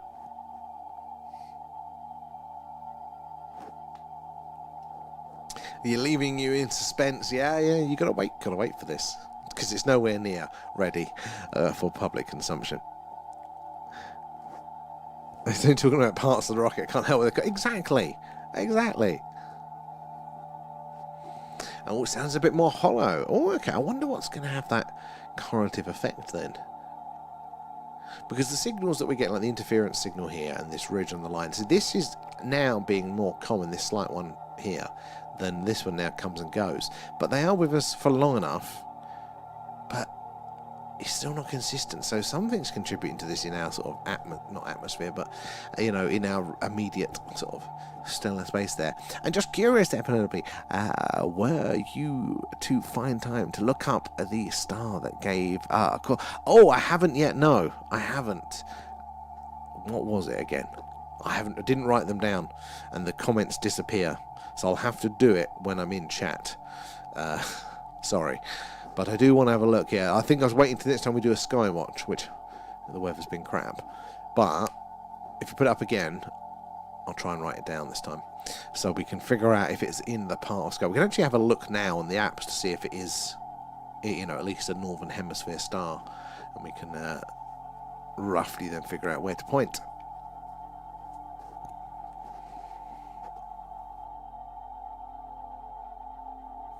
Oh, excuse me. So guys, if you're just joining us, we're doing a live alien radio signal hunt. We are searching the stars, hoping to hear ET say hello. We're listening on a frequency called the hydrogen line, and that is a yellow line at the top of the screen. It's the channel on the radio dial where scientists theorise we are most likely to hear a message from ET, should they be out there sending us a signal. It's where we've heard the WOW signal and a number of other interesting signals in the past. So that's what we're doing. It's a bit of a right place, right time. Not only have you got to pick a star, hopefully you're picking the right star, that is inhabited, but at the time that they are sending a signal, they are very energy intensive, these long distance radio signals, so they're unlikely to be sending them all the time. As a species, we have only sent one once, and that's back in the 1970s there. So yeah, they're unlikely to be sending them the whole time. So it's a bit of a right place or right time sort of deal. So you never know when we're going to get lucky. It could happen at any second there. And if we do get a signal, it will only be on screen for between 30 and 90 seconds. So that is how long there with the Earth's rotation that will be on, over and off of a target star. So it's very, very much a case of, yeah, right place at right time. But yeah, it's where we've heard the WOW signal before, we've heard the weird signal, which is a very interesting one, the BLC1 signal, all of those sorts of ones there. And V as well, thank you for sending the portal. Hello to the new people coming in. And let's have a look. And when the government control and govern control and meant mind. Oh, I've not heard that breakdown. And the ETs must shake their heads at us sometimes if they have heads. I like that, if they have heads. Could be, or the ETs could be organic craft. Again, people have said, haven't they, some of these craft do seem to be alive. Now, is that their technology having like an extra layer to it in the same way that we're kind of imbuing things with AI? Or is it that maybe the craft themselves are a race? There was a sci-fi show that was kind of like that at one point as well there. Oh yes, the WOW signal there. But there are lots of interesting signals going on there. You get sort of fast radio bursts, don't you, that they think are a lot of the time pulsars and things like that, but not all of them. Some of them do appear to be strange there and need a bit more of an explanation. And then if you get a signal, would you be able to lock the position of the signal for future reference? So roughly is the answer to that. So the equipment isn't really sensitive enough to, or precise enough, I suppose would be the way of looking at it there. It's we've got a bit of a hammer situation here. We need a bigger dish to be more sensitive, because what you can do, especially if you've got a directional dish as well, is you can kind of go off of the target and then back on, and you can kind of find out what coordinates it's at, more perfectly aligned. This isn't as precisely aligned, sadly, just because of the nature of it, but we'd know the rough direction, the closest sort of starish range, so we can make a reasonable sort of assumptions there. And the WOW might just be something we forgot to follow up. You never know there. And I think the WOW signal was a response to our message there. So yeah, we did. So we got the WOW signal in 78, didn't we? And in 74 or 75, we sent that message, the Arecibo message there, from our most powerful transmitter there, the Arecibo radio telescope there, because it's also a space radar. And they could use to ping those radio waves off of asteroids and things and see how fast they're going and how big they are and whatnot there. But we utilised it, didn't we, that once to send that message. And again, it does seem a little bit cause and effect, doesn't it? There does seem to be a correlation. We send a message, and then a couple of years later, we get a signal back. Now, the thing is that if it was, 4 years between those signals, then that means that the source of where that signal came from was only about 2 light years away. So, I wonder what, because Free Atlas came from that point, didn't it, in space there. I wonder if it would have been 2 light years away in the 70s. I wonder what sort of speed, because it's obviously not going at light speed there, but what is that? 70s is 45 years or something like that. So do the maths on that one, see if it was 2 light years away, because if that adds up, something in between that could be very interesting in there as well. And Osmo as well, thank you for the share, do appreciate that, guys. Those shares and those tapping away there does help us reach more and more like-minded people there. Getting more eyes and minds on the phenomena helps us reach more and more people there, help piece that puzzle together. And we're doing an alien radio signal hunter tonight, so do say hello. Let us know where you're all watching from there. And Ethan as well, good to have you in. Thank you for the follow. Where are you joining us from tonight there? So yeah, we're searching for potential alien radio signals there, coming in from amongst the stars. We're searching on a frequency called the hydrogen line. That is that yellow line on the top of the screen there. It's the channel on the radio dial where scientists do theorize we are most likely to hear a message from ET, should they be out there. It's where we heard the WOW signal. It's where we've heard a number of other interesting signals as well. And the frequency of these odd signals is going up. They used to be like once every few decades. Very, very rare indeed. But then they became roughly once a decade, and then multiple times a decade, and now we are getting to the point where we're getting a lot of these signals come through that we just cannot explain their sources of them as well there. Hello Kerry as well, good to see you. How are you doing? And just near the Wembley Stadium, I'm sure a few UFOs have landed in there. It's a good target for them. It's a good target. But yeah, so yeah, a lot of these signals as well do seem to be coming from very, very close by stars there. So the BLC-1 signal appears to be coming from Proxima Centauri there, which is our closest stellar neighbour. You've got the Ross 128 signal, which came from a red dwarf star, or appeared to come from a red dwarf star, about 11 light years away. And that's only a few houses down in space terms, not far at all. And we know that Ross 128 red dwarf star there has planets in its habitable zone in orbit there, so very, very interesting there. You've also got one that's a signal, apparently, I don't know much on this one there, but apparently a signal came from a star, again 11 light years away, called Tau Ceti. Now what's really, really interesting about Tau Ceti is that it's a G-type star, so it's like our sun. It's a little bit smaller and a little bit more orange, but it's very similar to our sun. And we know, obviously from our example that we're here, that those type of stars are stable enough for life, and we do think that there are a couple of super-Earth planets in its orbit there. So it could be a strong contender for sending us signals there.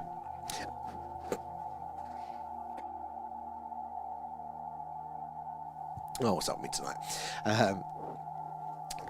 Abby there. Oh, the spikes are still there. Yes, we've got both of them in force tonight, there and there. Now, God knows what they are, but again, that one is right where we'd expect to see a signal coming in there. TB, how are you doing?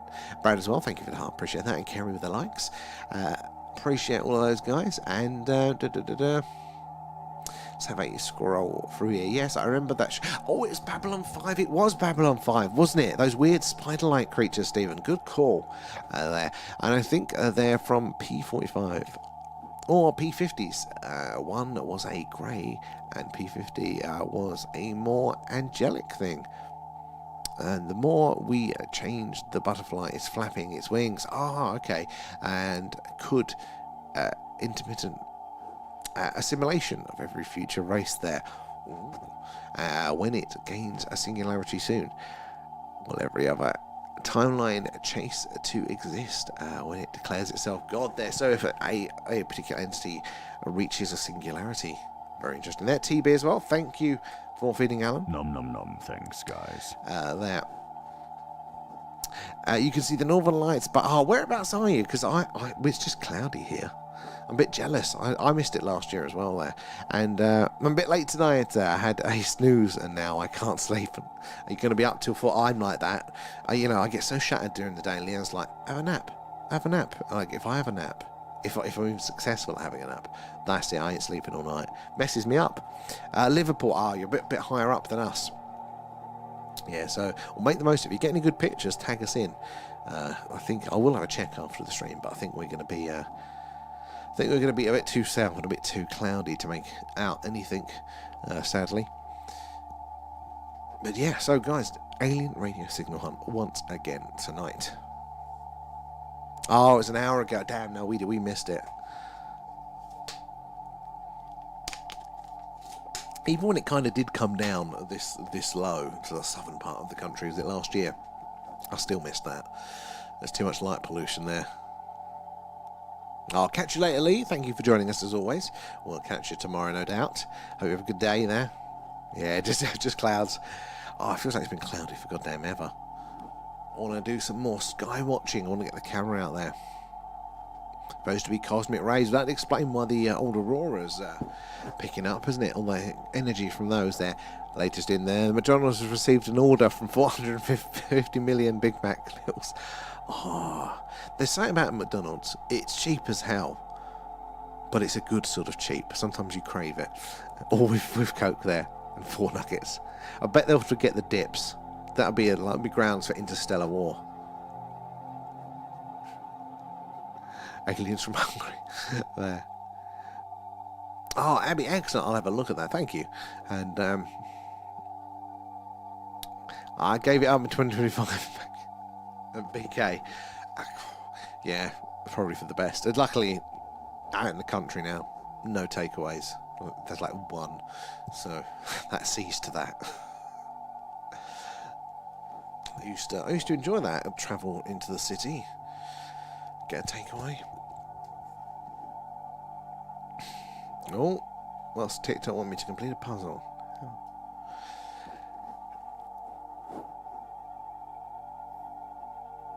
Forget that and it's war. I mean, our local McDonald's back in Southend would always forget the dips, like religiously. Nothing ever wrong with the actual food, 100%, no matter what you ordered. Not just your free dips or the ones that are meant to come thing. When you purposely ordered dips, they were like allergic, to the point where I would go down there and like scream at the managers, just to do it on purpose. Well,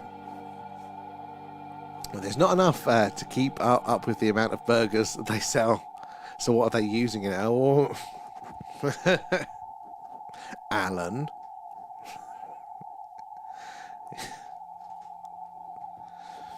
Yeah, that's the next big scandal. It was what blew my mind is when somebody says, you do know that they don't call them milkshakes for a legal reason. Like, mind blown. It was a long time ago there. Oh, thank you, Abby. I will check that one out there. Laura, I've gone now. Aurora alert. Right, how you doing, Rosetta? Can you see it where you are? Because we're literally just talking about that. Abby can see it up in Liverpool way, but I just clouds here. No, Alan. No, it's cloudy. Yeah, same here. Of course. It's forever cloudy.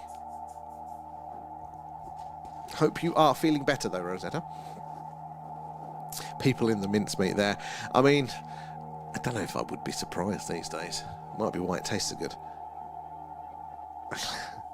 We need that. You're meant to be working on that like weather device there, Kate, to get rid of the cloud buster. That was it.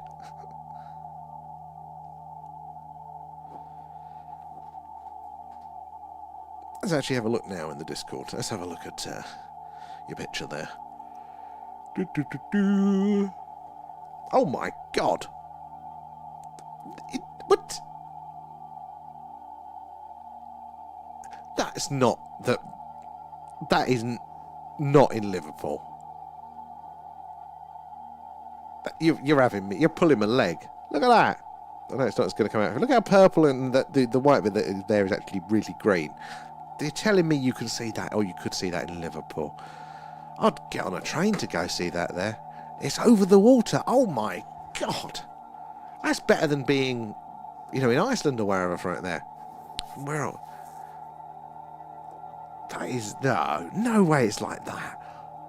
That is, you got a whole tourism industry on that if it's going to start doing that. That is insane. I just bought it for that TikTok shop, yeah. In the words of Super Nintendo Char was there. Aurora Borealis, localized to your kitchen. It's over an hour ago now. I mean, Evers, that is crazy. That is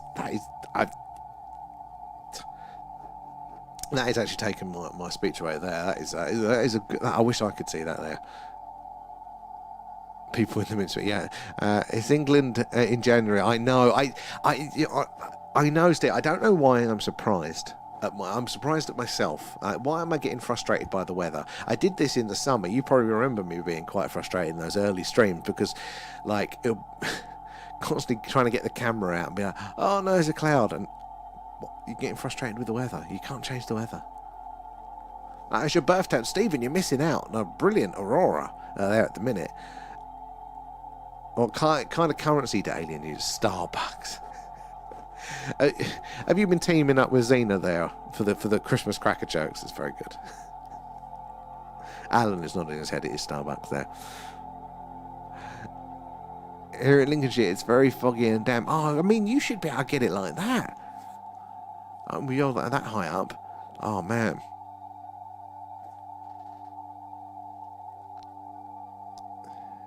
You're literally an hour away, but not for you, Kate.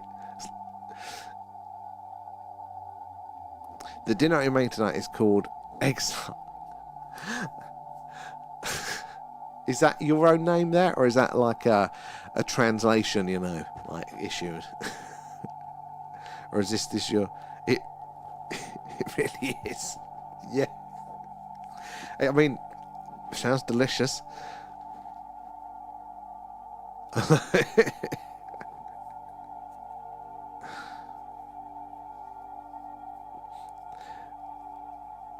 It's also known as egg in a nest. Okay, I mean, that sounds, a little bit more PC there. And how did it get the second name there, Rosetta? What's the origin story for that?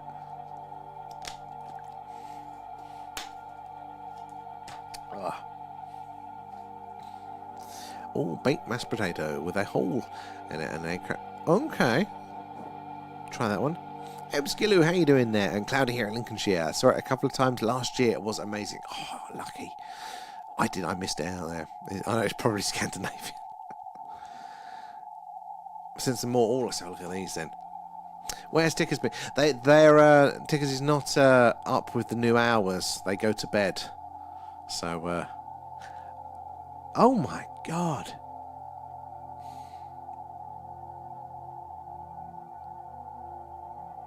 Are you having to play with the exposure? Like, how close to the eye is that, Abby? That is just fantastic.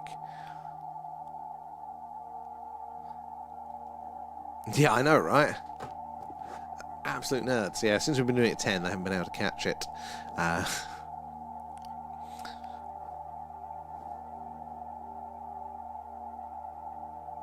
Where are we now? We've got on the tubes. What kind of music do the planets like? Neptune's. Yes, you got it there, yeah.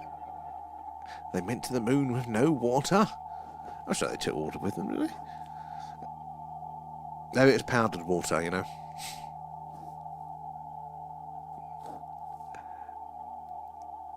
Ah. Oh, conceal. Oh, okay then. Ah, so it's the camera. Well, that might. Maybe we need to, like, maybe I need to look for a camera to see something here. I mean, they've got the clouds in the way, but it might be bright enough to come through the clouds. But it's stunning shots, though, Abby. Stunning. Oh, it's symphony, obviously. And slightly lighter in places, but couldn't see the colours through the. Ah, I get, yeah. I mean, I'm going to have to go stand outside the camera, see if we can get something like that. That's a good spot there, looking out over the water, the lighthouse there. Very picturesque there. iPhone. It's about the only thing the iPhone does, isn't it, Kate? My one doesn't. I still need to get the get some starter lessons. It's over there. How you doing, hundreds? What have we got? We've still got Sirius in range, but Mirzam has left the place now. So Sirius is our closest star there, 8.6 light years. A binary system. Is it A and B for Sirius there? Most of the stars in the night skies are actually binary or even trinary systems there. I think the vast majority are red dwarfs as well, aren't they? But it tends to be one big star, one teeny star. And our star isn't actually that big in the scheme of things as well. Some people have floated the idea that maybe we were part of a binary system once there as well. Being serious, and don't call me a binary system. Alright, trinary system. Oh, yeah, 100% Abby. I'd like to see those. Thank you. How did they go to the toilet? I don't know. How did they go to the toilet? This is another joke. A dirty joke anyway. Yeah, go for it. I'm going to have to watch Aeroplane now. Don't call me Shirley. I don't think I've seen that since I was a kid. But it is brilliant. Apparently didn't they do a new one? New Naked Gun. I know it's not Airplane there, but I was thinking, but with Liam Neeson, I think. And apparently it's okay. Like, apparently they got the spirit of it there. Apparently, I haven't seen it though. Oh, where's it gone? Oh, name 3 two-letter words that mean small. Oh, I don't know that one. How you doing, 3D? Yeah, no, the radio signal ones they take a while, you know. These messages are quite rare, but they do happen. But it's a cloudy night. When it's a clear sky, we do the skywatch there, the UFO UAP skywatch. But the clouds are in tonight, so we're doing this one. But hold tight, I'm sure. We'll get some action as soon there. Oh, is it in? That's actually very clever there, Penelope. It's not as rude. You missed our Kerbal Space Program stream, Rosetta. I think you would have appreciated that one. It was incredibly crude.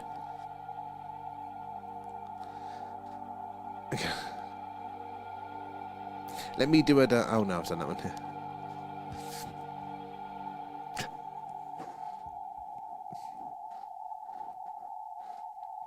We're going to be winding up soon for tonight, because I'm still shattered. It's off the scale. That was something special.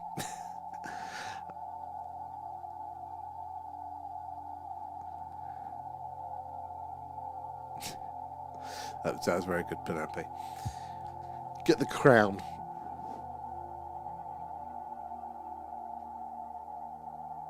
Why they never needed to be in space? They did, didn't they?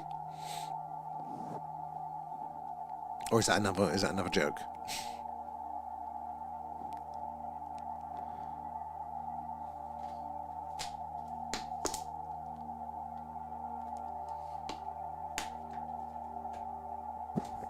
Oh. Yeah, we did check the weather. It was looking abysmal, but let's have another check.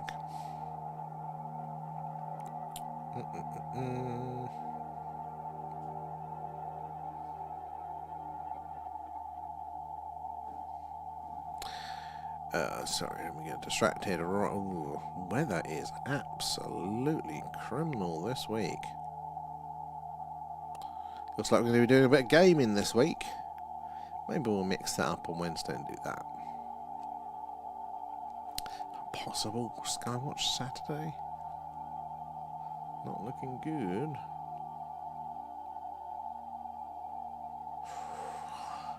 This looks like a week of solid rain. How grim is that? It just means the spike gotten bigger. Oh, it's hard to tell. You know, I need to figure out a way that we can monitor that to see if it has gotten bigger over time. Maybe. Which would imply, if it has, again, the variability in it will imply that there's something else going on there. I like cheese. Who doesn't, Xena? Well done. Wesley now, what's your favourite cheese? Did you set the proper quantum encryption there and tachyon modulation and try to switch photonic transmissions? I did the first one there, but I'm always tripped up by tachyon modulation there. Sadly, you have to help us out.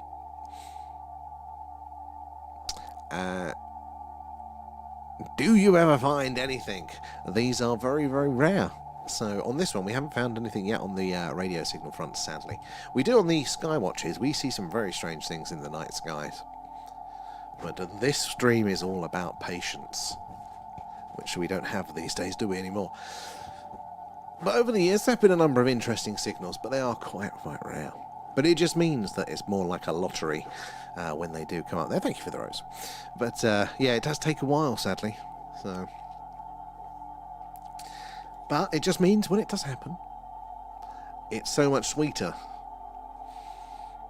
How do you feel about the old UFO phenomena there? Are you a believer? Or are you more open to it or more sceptical? And you like a good... Oh, no, I'm not one for smelly cheeses. I can't do it there. Can't do it there. Yeah, but awesome. You're in the right place. So you want to catch... obviously, we've got bad weather at the minute, but... When it is a clear sky, we do a UFO UAP skywatch, and then we do tend to see something strange at least once per stream. There's lots of weird things in the night sky, but yeah, we do this when it's cloudy, and if the moon's at full, we do a moon watch as well. So, where in the world are you joining us from? Abby as well. I'll send them over. There's also a video to show what it looks like. With the bare eyes there. Thank you, Abby. Appreciate that. I'll check those ones out on the old Discord there as well. And the moon watch too. Yes, the moon watch is fun because the moon's a weird beast, isn't it? There. How'd you get past it? I know, Kate. I can't. In fact, I refuse to have it in the fridge. It just actually stinks. I'm not a smelly cheese person. You enjoy it, Rosetta? That's a crime. Oh, that cheese. That's just no.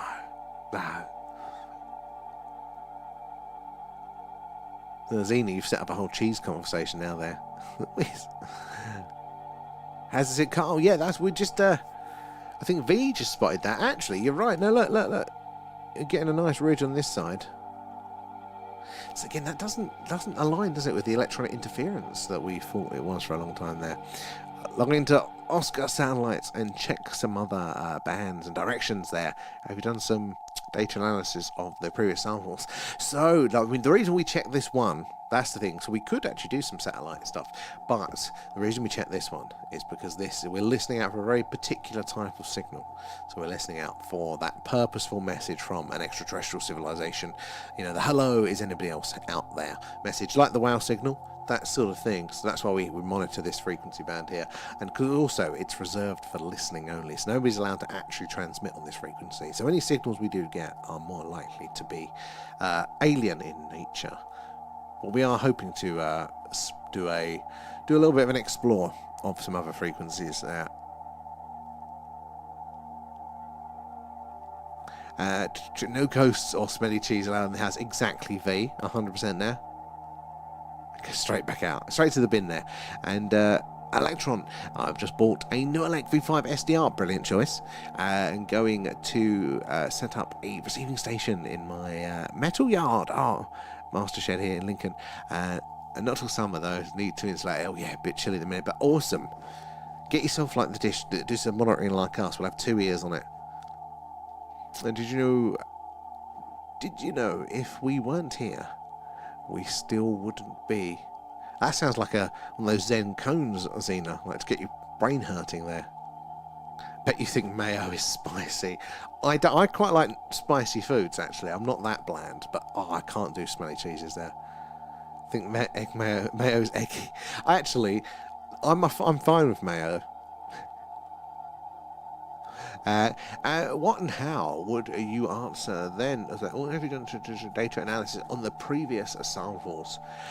Not really. No. Well, I mean, all we're getting at the minute is just background at the second. We are analysing as it comes in, hopefully to identify any potential signals, even the faint ones that we might be missing. But yeah, what would we answer? That's a good question there. What would we answer?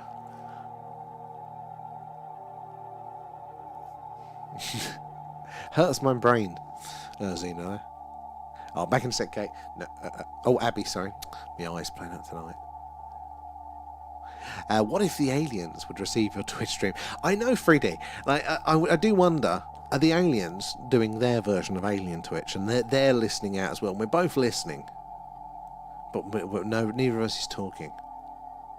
I mean, when we do our skywatches, in fact, let me put the little video up again. Hold on. There you go. Right. See all the little dots there? All those are other stars, like our sun. Some bigger, some smaller, etc., etc. there. Like, you've got to think that just the sheer odds and all the number of potential planets and lives out there, there's got to be somewhere, not just, life, not just civilizations there, but somebody's probably going to be doing something similar, Exactly. They're going to be doing something, aren't they? Their own live stream doing stuff there. But yeah, that's on the Twitch though. 3D, that's on the Twitch. We're mostly over on TikTok. Bit on the tubes as well. We've got a few on the tubes, but mostly on the TikTok. So we're triple streaming, which is fine when it's quiet. But trying to keep up with free chats is always entertaining. We could let Trump answer for another peace prize. Yeah, exactly. Yeah. I'm already in TikTok JLV. I've given up. I'm already in TikTok jail. Sodom. Burn 'em. That's what I say.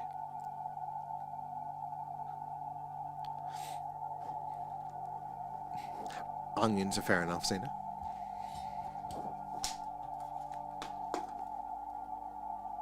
We could be cellmates. Oh yeah, you're all in here with us.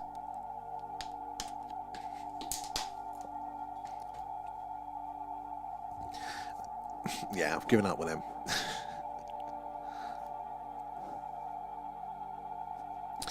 Ooh, what are we now? 39. Wow. Well, I think we'll be winding the stream up shortly for tonight, but we'll be back on tomorrow. We'll let you know during the day what it will be. It might be another radio signal hunt, judging by the weather. But you never know. It might be a skywatch. I'm leaning towards a gaming stream, but I might save that for my birthday as a little bit of a treat to break up a whole week of doing the same stream in a row. So we'll see how that one goes. But thank you everybody for tonight, for keeping me company, for your awesome questions and all that there. Wednesday, I think. What are we today? Yeah, Wednesday, I think. So, yeah, I'm going to try. I'm going to try, Ben. My brain is not working well. Yeah, that's the one. And I'm expecting Rosetta, the next question to be, and what's the name of my first pet? And the place, the town of my birth, and and if I was to randomly pick a third and fourth number, what would they be? Oh, really? The mother's son. Yeah, that's it. So not only do we live in the same place, but also the same birthday. Only good people are born in January there. And but thank you guys, you're awesome. Hopefully I'm going to start to recover if I get some good sleep this week, and I'll be a bit more on the ball rather than stuttering all the words out. But yeah, we'll see you all tomorrow. Thank you everybody again, and we'll catch you tomorrow night. Oh, Amy, you're back now. Sorry, we're just coming off, but we'll be back on tomorrow night. So but bye bye guys. Thanks again everyone. You're awesome, and I'll catch you later. Bye bye. And